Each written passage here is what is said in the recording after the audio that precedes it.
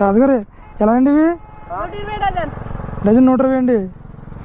అంటే నేను డ్యూటీ నుంచి వస్తున్నానండి, మధ్యదారిలో పరస పడిపోయింది అన్నమాట ఎక్కడో.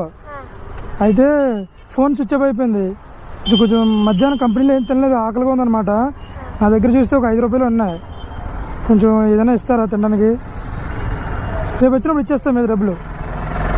ఇవ్వన్నా.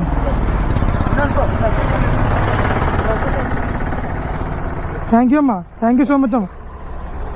థ్యాంక్ యూ అండి, థ్యాంక్ యూ సో మచ్.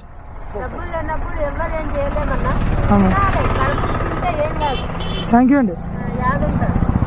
అమ్మా యాక్చువల్గా నా దగ్గర డబ్బులు ఉన్నాయమ్మా, కానీ మిమ్మల్ని ఇలా వచ్చి అడిగితే మీరు ఇస్తారా లేదని చెప్పి టెస్ట్ చేశాను అనమాట. మీ మంచి మనసుతో నాకు ఇచ్చారు, చాలా థ్యాంక్ యూ అమ్మా, చాలా థ్యాంక్ యూ అమ్మా. చిన్న ఇలా తీసుకెళ్తా ఇంటికి తీసుకెళ్ళిపోతా అమ్మా. ఇట్లా ఎవరైనా నాలా ఆకలిని వస్తే కనుక నా తరపు నుంచి చిన్న సాయం చేయండి అమ్మా. నా తరపు నుంచి వాళ్ళకి ఇదమ్మా, ఎవరైనా ఆకలిని నాలా ఎవరైనా వస్తే కనుక నా తరపు నుంచి వాళ్ళకి సాయం చేయండి. మీ మంచి మనసుతో వాళ్ళకి సాయం చేయండి.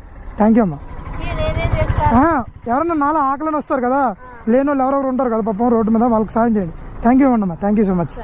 థ్యాంక్ యూ అండి, థ్యాంక్ యూ అమ్మా, థ్యాంక్ యూ గురుగారు, థ్యాంక్ యూ అండి, థ్యాంక్ యూ అండి, థ్యాంక్ యూ అండి. మీకు మీ మంచి మనసుకి చాలా థ్యాంక్ యూ. ఎవరు ఇస్తారండి ఈ రోజుల్లో? ఎవరు ఇస్తారు? లేవు పండమ్మ మా బిజినెస్ అని అంటారు. థ్యాంక్ యూ అమ్మ.